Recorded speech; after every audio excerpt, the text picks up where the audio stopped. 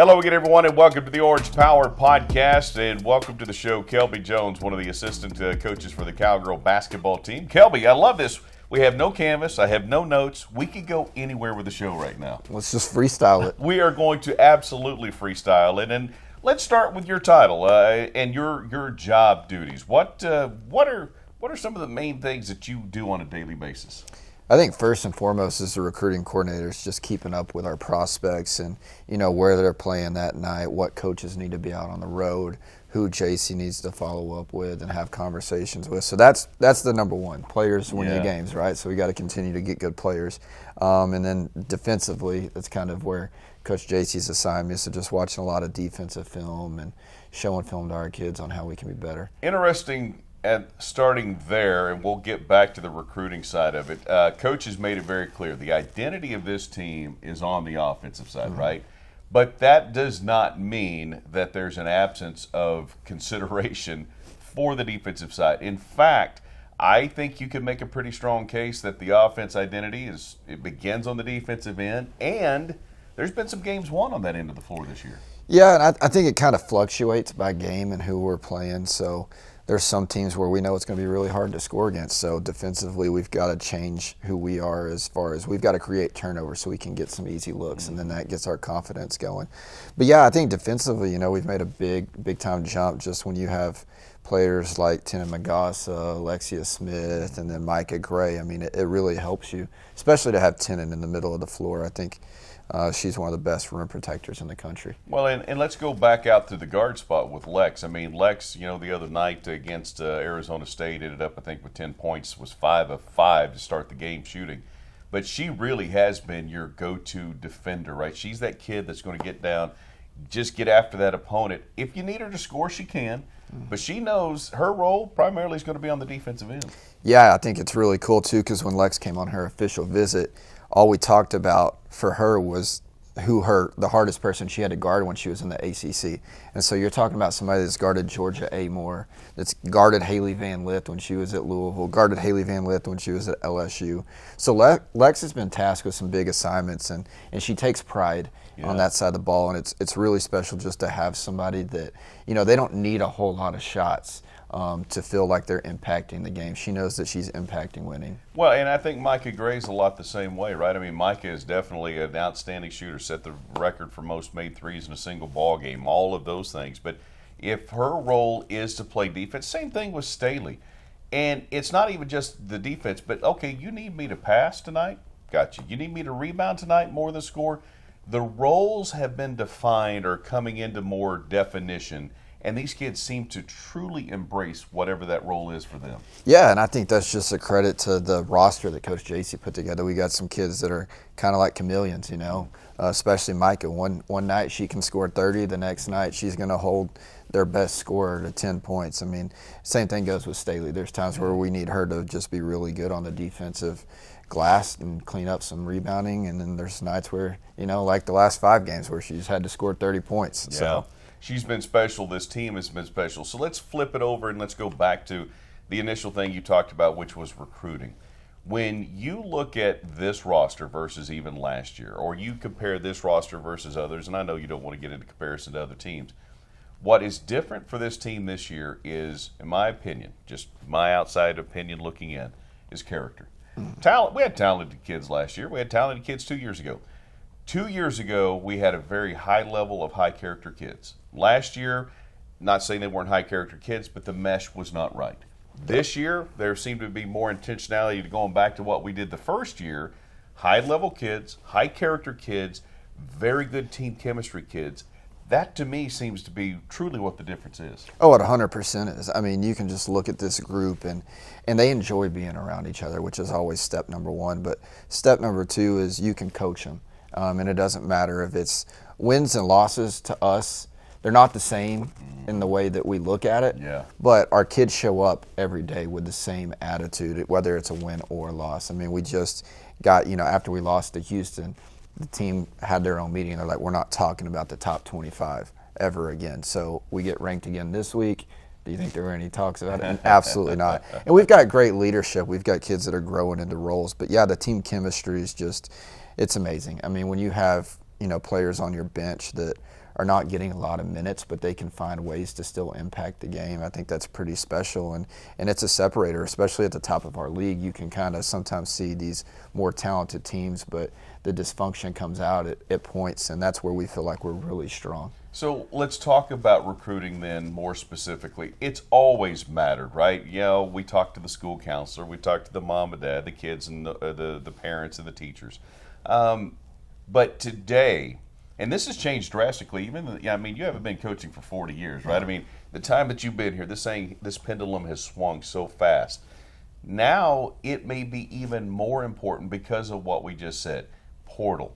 What pulls a kid away from a program? What gets them distracted? Is it the money? Is it the playing time? Is it just someone else on another team? Is it just the itch to go play somewhere differently? Mm-hmm.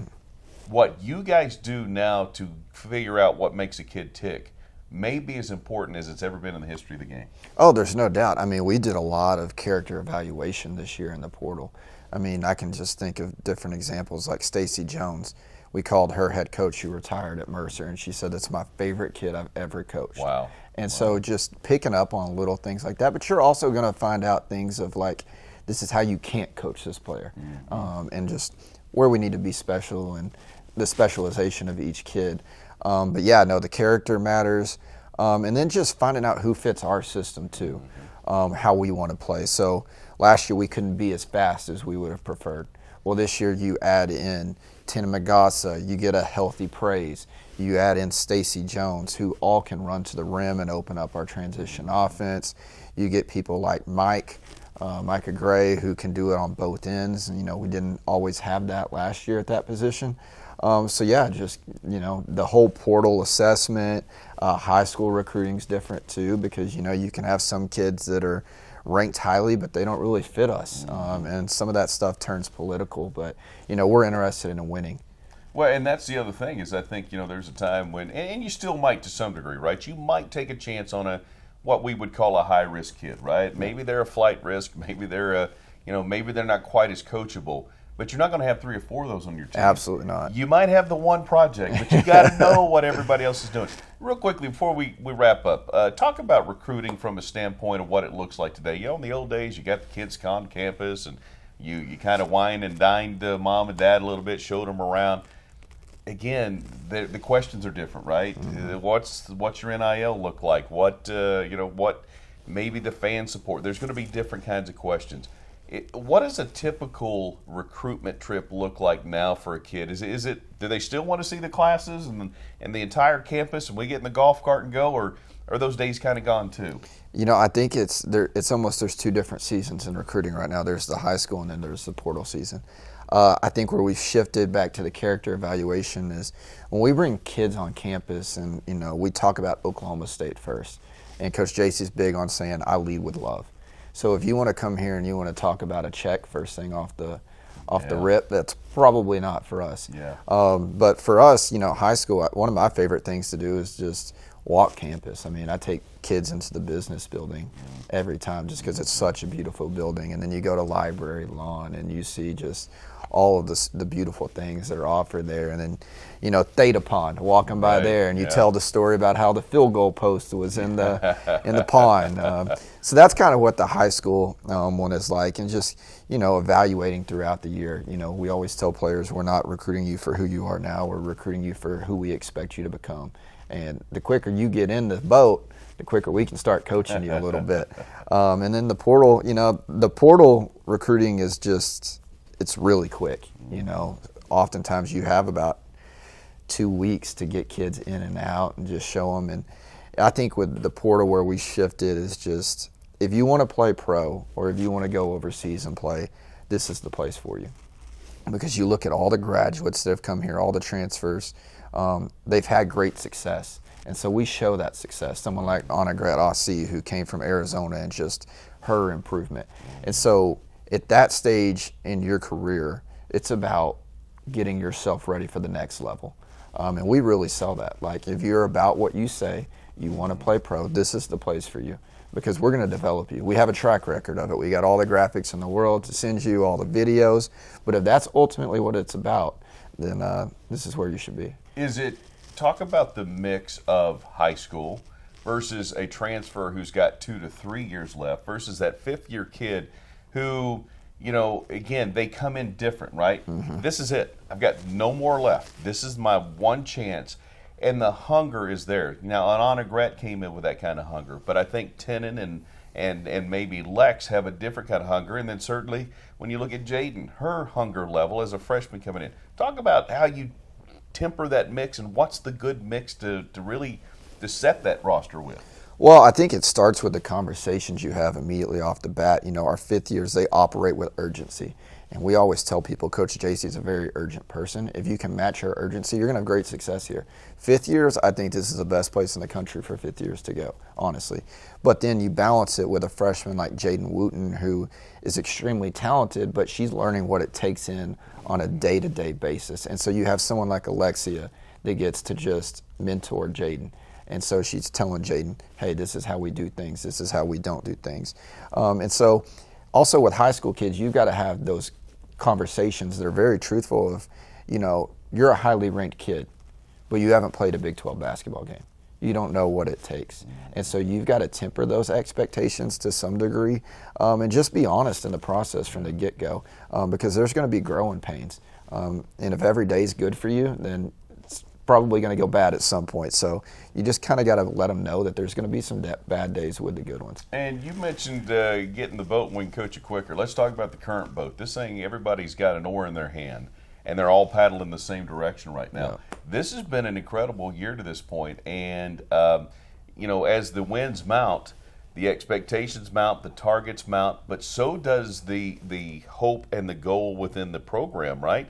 This team has set themselves up. You guys have set yourselves up well to make a run at a title in the Big 12 going into this season, which is remarkable considering what the expectations were on the outside to start the season. Yeah, I mean, if you look at it, I think we've got wins over, 4 or 5 of the top 6 or 7 preseason teams. But with our team, it's just about the processes, and it's every day.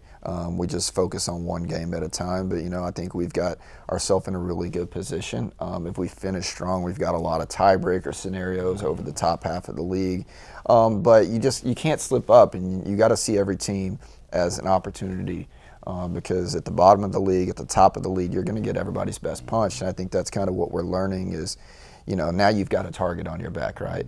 But that comes with some great stuff too. That comes with some privilege, and just embracing that. And it's one day at a time with our group, and we get to hold the title at the end of the year. That's the goal, but we don't talk about it a whole lot. Yeah, obviously this team has done that, and we got still some work to do. Big one coming up starting this weekend at West Virginia. Coach, appreciate the time.